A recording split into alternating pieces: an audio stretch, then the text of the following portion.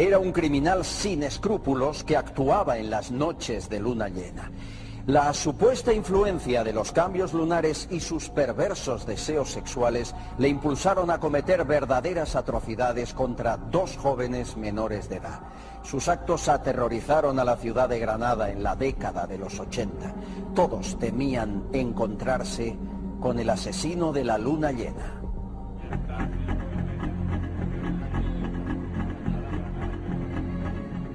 La luna llena y los enfermizos deseos sexuales de un hombre, José Fernández Pareja, se aliaron para provocar una tragedia que conmocionó las calles de Granada a finales de los 80. Pocos en aquella ciudad la han olvidado. Sus delitos incluso han pasado a formar parte de la literatura y el cine de nuestro país.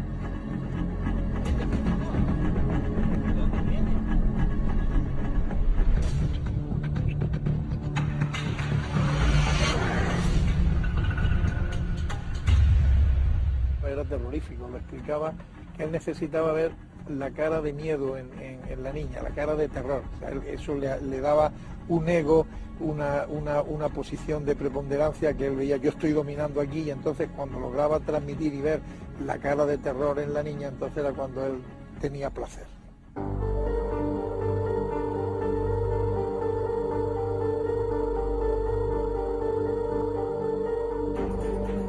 La primera de sus agresiones tiene lugar en octubre de 1987.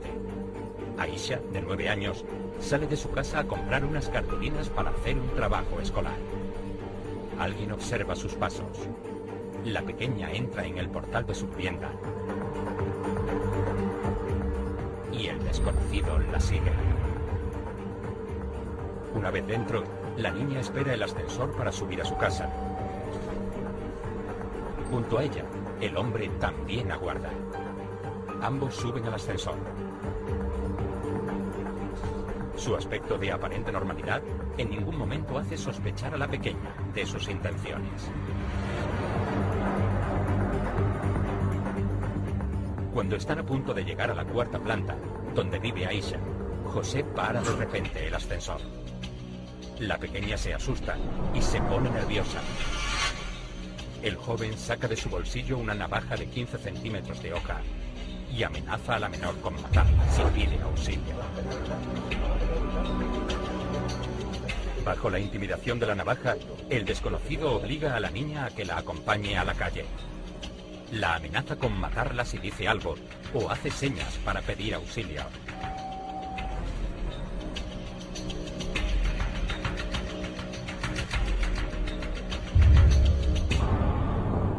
Realmente se hace muy difícil como desde cruzar Granada entera, andando por medio de la ciudad, por el centro de la ciudad, llevando una niña a la fuerza, salvo que el terror que tuviera la niña fuera de tal, que seguro que lo tendría, fuera de tal calibre, que estuviera absolutamente como una zombie andando, pues porque estaba aterrorizada.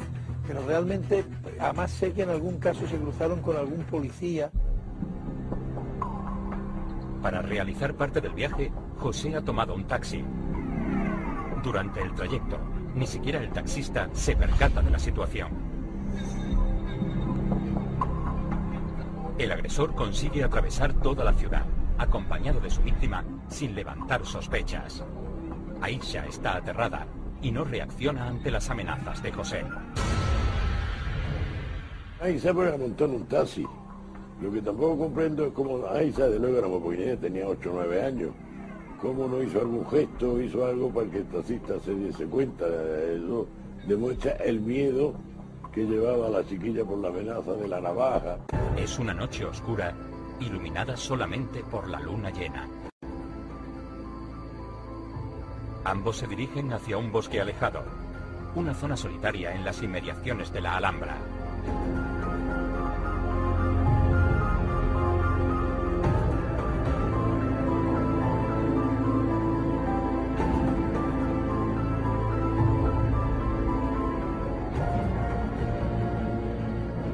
José obliga a la menor a que se desnude y se tumbe en el suelo. La pequeña, aterrada, no opone resistencia.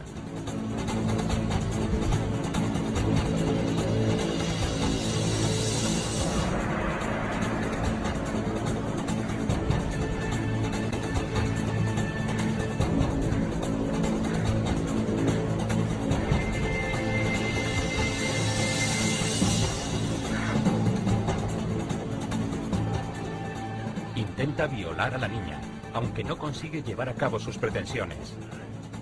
No por ello el criminal ceja en su empeño. Le realiza tocamientos y obliga a la niña a que le practique una felación.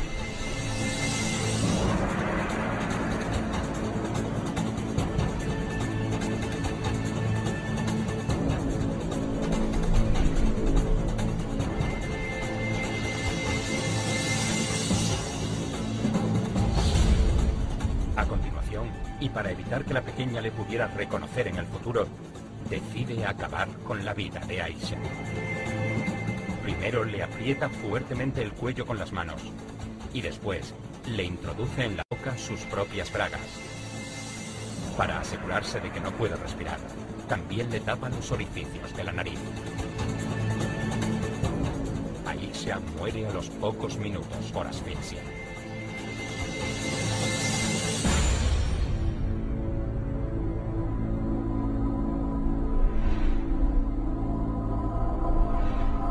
Cometido el cruel asesinato, José abandona el lugar del crimen. El cuerpo sin vida de la niña será encontrado al día siguiente junto a unos matorrales por un trabajador de la Alhambra.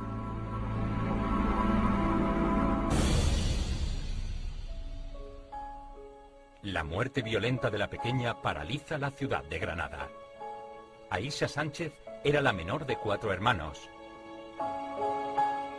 El funeral se celebra en el patio del colegio donde estudiaba, ante el desconsuelo y desconcierto de todos sus compañeros. El pequeño ataúd, con los restos de Aisha, está repleto de flores. Sus padres, sumidos en un profundo dolor, dan el último adiós a su pequeña, arropados en estos duros momentos por una gran multitud. Toda Granada se lanzó a la calle. La misa que se celebró, la misa funeral por la niña, bueno, por supuesto no cabía la gente en el patio del colegio. Yo estuve en el funeral pues, como no podía ser de otra manera, había un silencio elocuente, podríamos decir, una cosa contenida de, no sé si odio quizá no, pero desde luego de estar todo el mundo plenamente compungidos por lo que había ocurrido. Estaban totalmente destrozados, pero no solo la familia, los padres y los hermanos, pues de una manera horrorosa. Pero es que eran los vecinos, los amigos, los que no lo conocían. Se pasó una época en Granada muy peligrosa. El criminal al que todos buscaban era un joven de 21 años, de apariencia normal. Su exagerada timidez le impedía entablar relaciones con chicas de su edad. Y hablando de Don Pozo, ¿os habéis enterado del asesinato de la niña? Para matarlo a Eván. José Fernández Pareja vivía y trabajaba con sus padres en un puesto de verduras del mercado de San Agustín, en Granada. Quienes lo conocían lo describen como un chico trabajador y una buena persona.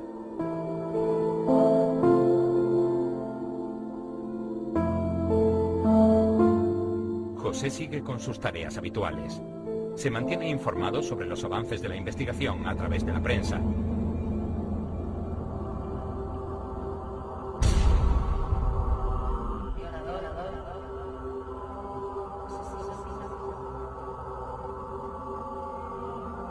En el entorno del asesino, nada hace sospechar de él.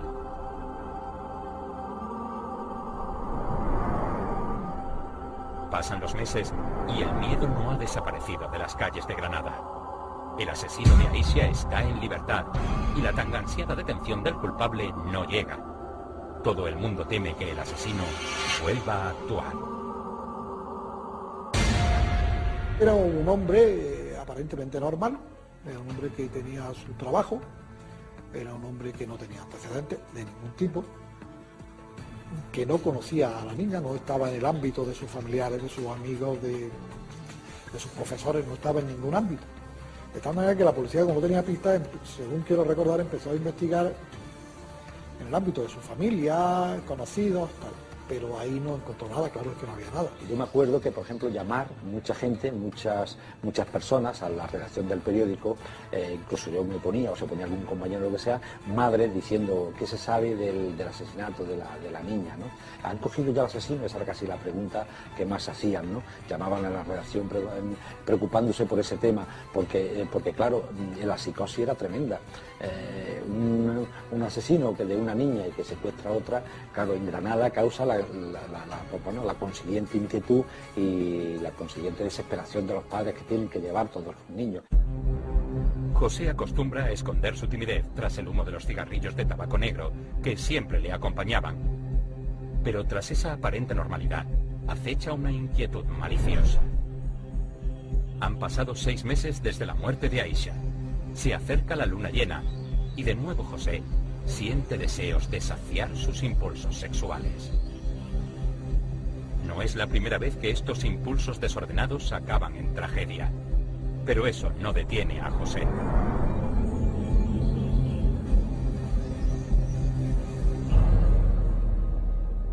Él tenía el convencimiento de que sus atributos masculinos eran muy pequeños y por lo tanto solo podía relacionarse con gente pequeña. Realmente eso no era así, la historia de este hombre es una historia complicadísima, él se había relacionado con prostitutas y entonces la otra pues le debía decir algo como que es chica o que era lo que pone tal. Y este se introvierte y piensa que como sus atributos son muy pequeños pues solo se puede relacionar con ella. Y era lo único que le posibilitaba tener placer. En abril de 1988, el ya conocido como violador de la Alhambra vuelve a actuar en el mismo barrio. Su nueva víctima vive a escasos metros de la casa de la anterior. Al anochecer, José sigue a Susana, una niña de 14 años. Repite la misma operación paso a paso. José sigue a la joven hasta el portal de su casa.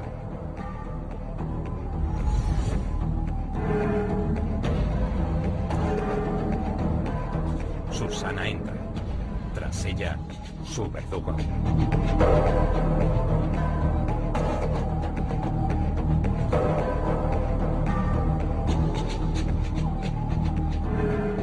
La pesadilla se repite. Ambos suben en el ascensor.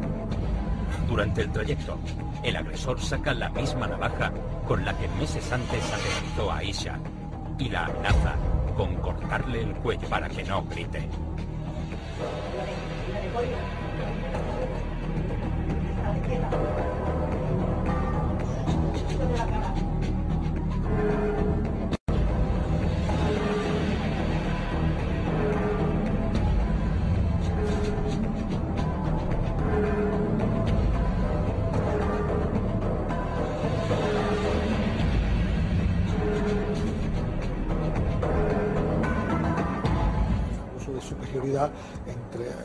Se une la diferencia de edad, se une el aspecto coercitivo que siempre tiene una persona mayor de edad cuando aborda a una niña, a una niña en la puerta del ascensor o en el portal de su casa. Si a eso le añade un cuchillo, con cuyo cuchillo se le amenaza, el abuso de superioridad es evidentísimo. Caminando por varias avenidas de Granada, conduce a Susana hasta el mismo lugar en el que había matado a su primera víctima. Durante el trayecto, la joven y su agresor se cruzan con más gente, pero nadie nota nada. La ciudad permanece ajena a los propósitos de José. En la mente de la joven está el asesinato de la pequeña Aisha, que meses antes había alertado a toda la ciudad.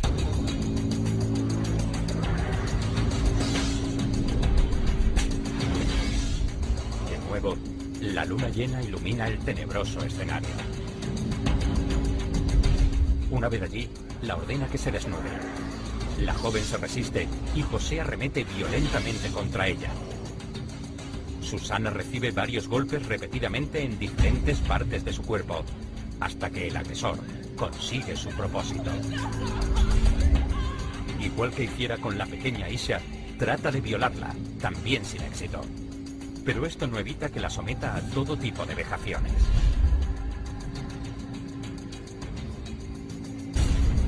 Una vez tumbada, José se echa sobre la joven. Susana es incapaz de soportar el dolor de la brutal agresión a la que está siendo sometida.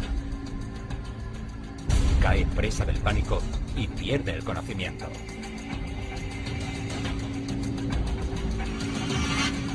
Aprovechando el desmayo, el violador reproduce con sarna el mismo modus operandi que empleó 6 meses atrás y le introduce las bragas en la boca con el fin de asfixiarla.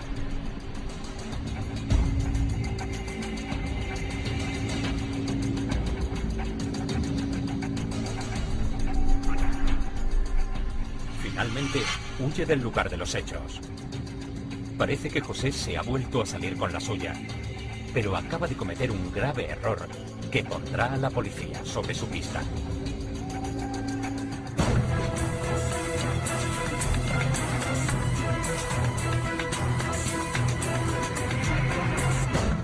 El asesino de la luna llena estaba convencido de no haber dejado ningún cabo suelto, pero con su última víctima cometió un error que ayudaría a la policía a descubrir su identidad y poner fin a su carrera criminal. Esta vez, el plan del asesino de la luna llena ha fallado. Susana no ha muerto y pasadas varias horas recobra el conocimiento. Aterrorizada y en estado de shock, se saca la prenda de la boca.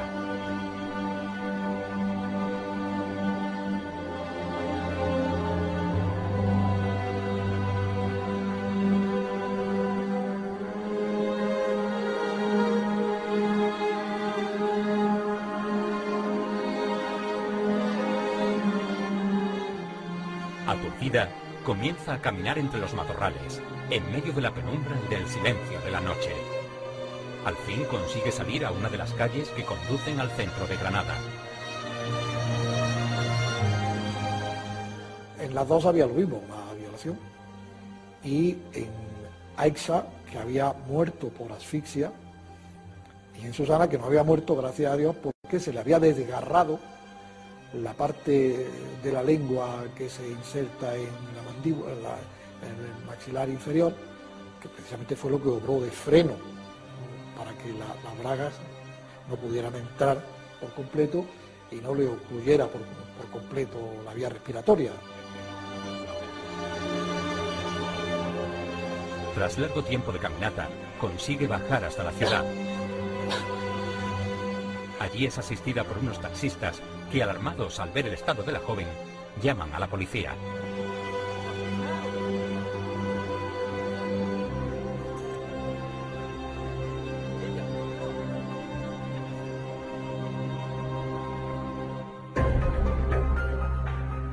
El testimonio de Susana es lo único con que cuenta la policía para capturar al asesino. A la joven le han quedado grabados 2 detalles que serán determinantes en la investigación. José fumaba tabaco negro y no pronunciaba la letra R con claridad. Fue una pista determinante.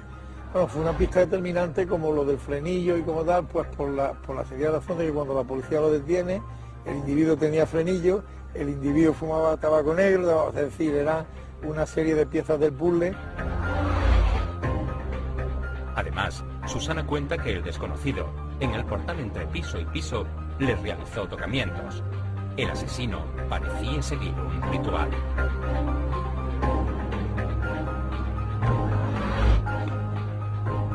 En el caso de Aisha, el agresor también intentó el primero de sus abusos sexuales a tan solo unos metros de la casa de su familia. La mirada de horror de una niña de tan solo 9 años no le frenó. Cuando Susana relata su sufrimiento a la policía, los investigadores llegan a la conclusión de que su agresor es el individuo que asesinó a Aisha. Las similitudes entre los dos casos son asombrosas. Otra de las conclusiones que parece clara es que se trata de un desconocido que disfruta sometiendo y haciendo sufrir a niñas que elige al azar. La forma de intentar acabar con la vida de las 2 niñas también es similar.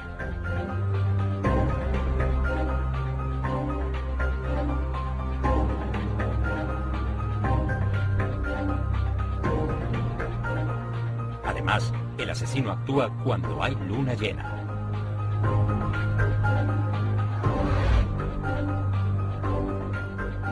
Gracias al testimonio de Susana, la policía sabe que el criminal actúa siguiendo un parámetro y que siempre escoge a su víctima en el mismo barrio.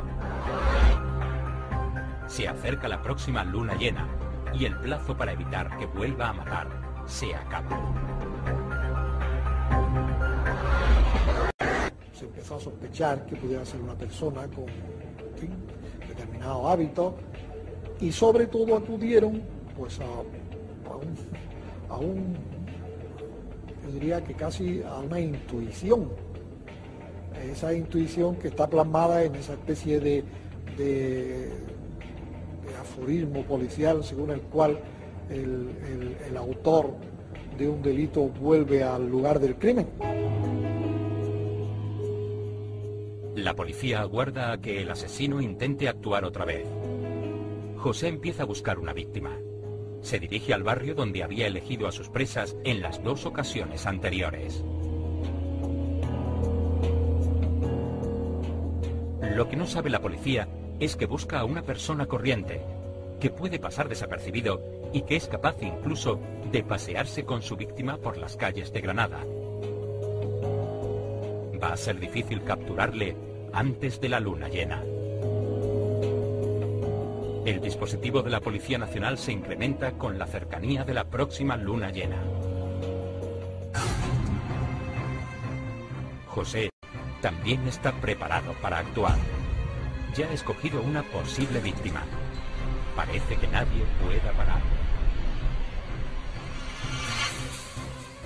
Pero los investigadores ya conocían su forma de actuar y el lugar que solía frecuentar para sus asaltos. Numerosos agentes de incógnito, camuflados en diferentes trabajos, vigilan el barrio. Aparece entonces un joven fumando tabaco negro. Su aspecto cuadra con el perfil que andan buscando. El asesino es detenido antes de que aparezca la luna llena.